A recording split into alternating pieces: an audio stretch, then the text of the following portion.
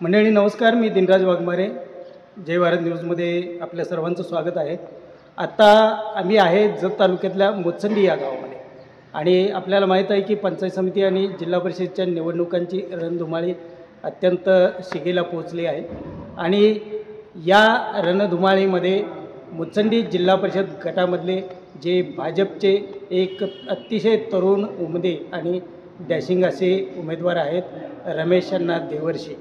तर हे आपल्यासोबत आहेत. अण्णा नमस्कार. नमस्ते. आणि रमेश अण्णा देवर्षी यांची ओळख आता केवळ जत तालुक्याला नाही तर संपूर्ण सांगली जिल्ह्याला झालेली आहे. त्याचं सर्वात महत्त्वाचं कारण म्हणजे हा एक अतिशय तरुण आणि उमदा एक इथला राजकीय नेता, सामाजिक नेता असलेला एक तरुण व्यक्तिमत्व. तो गेल्या ग्रामपंचायतच्या निवडणुकीमध्ये एका बाजूला या भागातले सगळे एक दिग्गज नेते म्हणजे दोन पक्षाचे तालुका अध्यक्ष एका बाजूला आणि ही सगळी तरुण मुलांची आणि नव्या कार्यकर्त्यांची टीम एका बाजूला होती. आणि असं असताना की मोचंडी ग्रामपंचायतचा विजय त्यांनी एक हाती खेचून आणला आणि त्यानंतर या तरुण कार्यकर्त्याच्याकडं जतचे जे आपले आमदार आहेत तर आमदार साहेबांचं त्यांच्याकडे लक्ष गेलं आणि आता ते भाजपचं गेल्या काही वर्षापासून काम करतायत आणि अतिशय या भागातलं चांगलं काम आहे. तर या सगळ्या गोष्टीवर मात करून आमदार साहेबांनी जिल्हा परिषदेला रमेश देवर्षी यांचं नाव प्राधान्यानं घेतलेलं आहे आणि आत्ता या जिल्हा परिषद गटामध्ये त्यांना उमेदवारी दिली आहे. तर आमदार साहेबांनी तुमचं जिल्हा परिषदला नाव सुचवण्यामागं नेमकं काय भूमिका होती ते पक्षाची? तसं माझं एकटंच असं काय ना विषय आहे. आता आमच्या जिल्हा परिषद गटामध्ये बऱ्यापैकी उमेदवार इच्छुक होते, परंतु इथं आता ओबीसी आरक्षण पडल्यामुळं माझं नाव अग्रेसरवर आलं आणि ओपन जर असेल तर कदाचित हे लिंगायत समाजाला गेलं असतं असं माझं म्हणणं आहे. ओबीसी पडल्यामुळं मला मिळालं आहे, परंतु आम्हाला पण तुम्हाला पण माहीत आहे की मागच्या वेळी पण तसंच घडलं आहे. ग्रामपंचायतीला पण सरपंच पद आरक्षित होतं ओबीसी आणि ताकी मी काय रमेश पाटलाबद्दल त्यांनी काय कसं जातीचा दाखला काढला ती काय मी भाष्य करत नाही. शेवटी ही कौलं ही मतदार देणार असतात, त्यासाठी त्या विषयाला मी काय जास्त बोलत नाही. ह्यावेळी पण तसंच घडलं आहे. आता मला वाटतंय मी काय जातीवाजीचा विषय सांगत नाही. मला ओबीसी पडल्यामुळे आता मला मिळालं आहे उमेदवारी.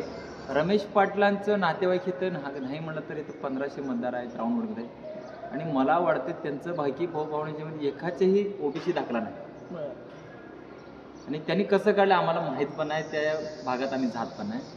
त्यासाठी मला ओबीसी पडल्यामुळं आतापर्यंत मी काय मुचंडी गावामध्ये काय आमदार साहेबाकडे मी सातत्यानं पाठपुरावा करत होतो, कामं मागत होतो. साहेब म्हणणार काय लय चिकट आहे म्हणणार, साहेब म्हणणार अमुक अमुक जिल्हा परिषद आले तर जनसुविधेचा नागरिक सुविधा जरा शिफारस करावं लागते, कलेक्टर आपले DPTC असू दे. आणि आता तालुक्यामध्ये पहिल्यांदा काय कामं आमदार साहेबांच्या माध्यमातून तुम्ही केली? साहेब पहिला तालुक्यामध्ये आमदार साहेब यायचं अगोदर तालुक्यामध्ये फक्त 2 देवस्थान हे तीर्थक्षेत्र ब मध्ये समाज होते. एक दानंद देवीचं गुड्डापूरचे आणि एक भैरवनाथ मंदिरचे बेळूरचे.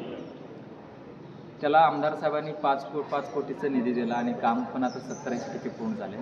परंतु ही कोणालाच माहीत नव्हतं, तालुक्यांची नेत्याला कोणालाच माहीत नव्हतं ही तीर्थक्षेत्र ब मध्ये समावेश केला तर प्रत्येक मंदिराला 5 कोटी मिळणार आहे. हे मला कळाल्यानंतर मी साहेबाकडे गेलो.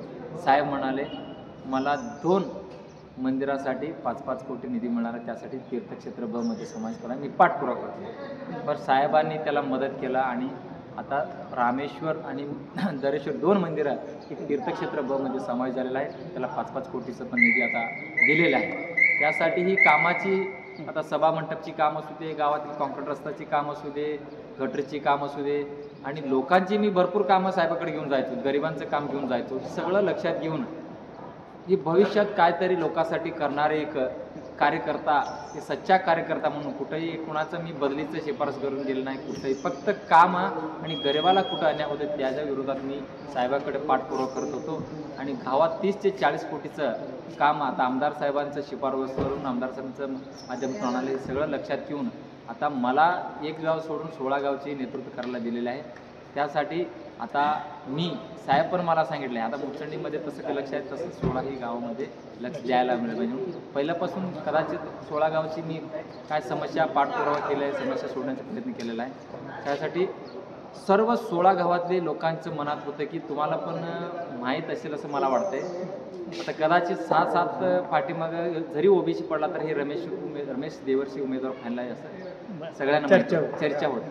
आणि सगळ्यांनी जाऊन सांगितलं की अग्रेसिव्ह काम करणारे एक गरीब माणूस असू दे परंतु कामाचे आहे म्हणून प्रत्येक गावचे काय नेते मंडळी आहेत त्यांनी आमदार साहेबांकडे सांगितलं जाऊन बाबा असं साहेब तुम्ही रमेश देवला तिकीट द्या, ते निवडून पण येते, आम्ही त्याच्यासाठी काम करतो आणि त्यांना निवडून देतो सांगितल्यावर मला तिकीट मिळालं. अतिशय चिकाटीनं आणि जबरदस्त जनसंपर्क असलेला नेता म्हणून रमेश अण्णा देवर्षी यांचं नाव आहे प्राधान्यानं. तर तिकीट मिळणार होतं ही अगोदरच चर्चा होती की आणि तर ओबीसी आरक्षणामुळं त्यांना ही उमेदवारी दिली आहे सांगितलं. तर मुचंडीची ओळख अशी आहे की मुचंडीला खूप मोठा ऐतिहासिक आणि धार्मिक असा वारसा आहे.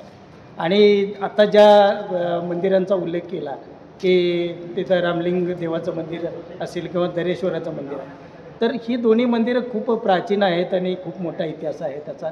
दरेबा मंदिर तर आपल्या सगळीकडे प्रसिद्ध आहे, अनेक लाखो भाविकांचं ते कुलदैवत आहे. तर आता काय त्या देवस्थानच्या विकासासाठी काय आपल्याला निधी मिळाला? आता देवस्थान प्रत्येकी आता 5 कोटी मिळालं आहे, तिथं जागाचा आम्ही उपलब्ध करून घेणार आहे. जागाचा उपलब्ध केल्यावर आता दोन्ही मंदिरं वड्याला लागून असल्यामुळं एकदम सुस्वच्छ आणि एक चांगलं दिसण्यासारखं एक क्रीडांगण सॉरी एक मंदिर करायचं ह्या उद्देशानं चालू आहे. तिथं एखादी लोकांचं राहण्यासाठी भाविक भक्त निवासस्थान असू दे, एखादी मंदिराचं शिखर वगैरे असेल तर त्याचं सुशोभीकरण असू दे, ते कंपाऊंडची काम असू दे, एखादी कल्याण मंडपची असू दे, ते बऱ्यापैकी लग्न वगैरे होत असेल तर त्याचं सुव्यवस्थेसाठी करायचं हिशोबानं आम्ही एस्टिमेट केलेलं आहे. आता एक राजकीय प्रश्न विचारतो की विकासाच्या कामात तर यांची खूप आघाडी आहे या भागात. आता सत्ताधारी आहेत आमदार साहेब, त्यांच्या अतिशय त्यांचं लक्ष आहे मुचंडीवरती, त्यामुळं अनेक विकास कामं तर इथं केलेलीच आहे. तर काल इथं खासदारांची सभा झाली आणि त्या सभेमध्ये खासदार असे म्हटले की जत तालुक्यातल्या म्हैसाळ योजनेच्या पाण्यासाठी भाजप सत्तेत केंद्रात आहे, राज्यात आहे आणि त्यांनी 1 रुपयाचा पण निधी दिला नाही अशी टीका केली त्यावेळी. तर त्याबाबत काय नेमकी? त्याबाबत सर्वांना माहीत आहे, सर्व जत तालुक्यांना माहीत आहे की भारतीय जनता पार्टी एवढं मोठं निर्णय घेते. देवाभाऊने एका वेळेस जत तालुक्याला कधी मिळालं नव्हतं तेवढे 2000 कोटीचं त्यांनी निधी मंजूर करून दिलेला आहे. ते भाजप सरकार करून दिले सगळ्यांना माहीत आहे, त्याच्यात काय दुमतच नाही. आणि ती काम पण 70-80% आता पूर्ण झालेलं आहे. अजून ती सबलाईनचं पाईपलाईनचं 500 कोटीचं टेंडर होणार आहे. हे काम पूर्ण झाल्यावर प्रत्येक बांधाला कसं पाणी पोचतं ते सगळ्यांना दिसायला लागलं आहे आणि पाणीचा विषय आता मिटलेला आहे. आता मी विशालदादाला एकच सांगतो परत की शेवटी जिल्ह्याचे नेते मी कार्यकर्ता आहे आणि ते नेते आहे, परंतु मला विशालदादाला म्हणायचं आहे, विशालदादा आता खासदार होऊन 2 वर्ष झाले, परंतु आता मुचंडी त्यांनी काल बाशी करून गेलेलं आहे, परंतु त्यांनी 50 पैशाचा निधी अजून दिलेला नाही. त्यांनी काय म्हणून इथं प्रचारलं येतं हे मला पण कळण्यात आहे. आमदार साहेबांनी 30-40 कोटीचा आता निधी हा मुचंडी गावासाठी दिलेला आहे, परंतु हे फक्त साहेबांनी 1 वर्ष निवडून येऊन 1 वर्ष झालं, परंतु खासदार साहेबांनी 2 वर्ष झालं निवडून येऊन तरी त्यांनी 50 पैशाचा निधी देऊ शकलं नाही. आणि फक्त मला वाटते आमदारकी वेळेला काहीतरी आलं होतं, आता ही जिल्हा परिषद निवडणुकी वेळेला आलेलं आहे, परंतु त्यांनी सांगत होता आता वसंतदादा स्वर्गीय वसंतदादाबद्दल आम्ही काही जास्त बोलत नाही, असं लक्ष होतं, असं आहे संबंध आहे. आता आम्हाला संबंध काय करायचं आहे हो, लोकांची विकास एकदम मागास राहिलेलं हे तालुकाचे. ते काल खासदार साहेबांनी काय बोलले, त्यांनी काय बोलले आहे, अमुक करू तमुक करू आम्ही असली कामं करू कुठली कामं बरं, परंतु खासदार साहेबांच्याकडे काय काँग्रेसची काय त्यांचं काम केलेली प्रत्येक गावातली प्रमुख त्यांच्याकडे गेल्यावर एखादी सभा मंडपची असू दे, एखादी रस्त्याची काम गेल्यावर त्यांना खासदार साहेबांनी स्वतः सांगितले आहे की आता मला सत्ता नसल्यामुळं काही निधी मिळालेला नाही, त्यासाठी मला माफ करा, ह्या शब्दांना प्रत्येक गावातील काँग्रेस नेते मंडळीला खासदार साहेबांनी बोललेलं आहे. आता पण मी सगळ्या मतदारांना हात जोडून सांगतो की आता रमेश पाटीलला तरी तुम्ही मतदान दिला तर 5 वर्ष असंच त्यांनी माझ्याकडे सत्ता आहे, सॉरी मला माफ करा, मी काही देऊ शकत नाही, मरणार आहे. त्यासाठी प्रत्येक मतदाराला मी हात जोडून विनंती करतो आहे की आता भारतीय जनता पार्टी आमचे विकासपुत्र गोपीचंद पडळकर साहेबांनी इथं तालुक्यातील प्रत्येक गावासाठी 100% काय त्यांनी शब्द दिले ते पूर्ण करून देणार आहे.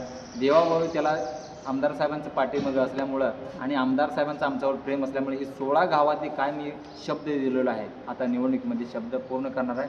तुम्हाला सांगतो परत एकदा की रमेश पाटीलला मतदान करून वाया घालू नका, ते 100% नंतर तुम्हाला पश्चाताप होणार नाही. सत्ता असल्यावरच त्यांनी काही केलं नाही सदस्य असताना जिल्हा परिषदेत, परंतु आता त्यांनी काही करणार नाही, ते 1 रुपयाचा निधी शिवू शकणार नाही आणि ती कुठल्याही एका माणसाला मदतीला जाऊ शकणार नाही. सगळ्यांनी जातपात विसरून जातीवादी तर मी करतच नाही, जातीवादी त्यांनीच करायला लागलं, परंतु त्याच्यावर मी भाष्य करत नाही. फक्त मला एक काम करणारी एक प्रामाणिक कार्यकर्ता म्हणून तुम्ही मला मतदान करा. मी तुमच्यासोबत 5 वर्षासाठी काही काम केलं तर तुम्हाला पळून येऊन काम करतो, एवढंच मी सांगतो. प्रत्येक माझं 16 गाव आहे, शेड्याळ असू दे, मुचंडी असू दे, सोरडी असू दे, वळसंग असू दे, असे अनेक आता इथं वर मेंढीगेरी, खोजनवाडी, वाशन, रामपूर, ती प्रत्येक अजून राहिलेली गावं, ती प्रत्येक सगळ्यांनी मागच राहिलेली गाव आहे. लई बॅकलॉग आहे, ती भरून काढण्यासाठी आमदार साहेब प्रयत्नशील आहे, ती सगळ्यांनी दिसायला लागले. आता 9 मंदिरं आता तीर्थक्षेत्र ब मध्ये गेलेलं आहे, त्याला 5-5 कोटी असं 45 मिळालं आहे. अजून 30 देवस्थानची प्रस्ताव आहे, ते पण मंजूर होणार आहे. आणि सोरडीमध्ये दत्त मंदिर आहे, कोळगेरीचं मंदिर आहे, प्रत्येक गावातली मोठी मंदिर आहे, तिथं लाखो भाविक येतात वर्षाला. त्या ठिकाणी त्यांनी 5-5 कोटी निधी मिळणार आहे.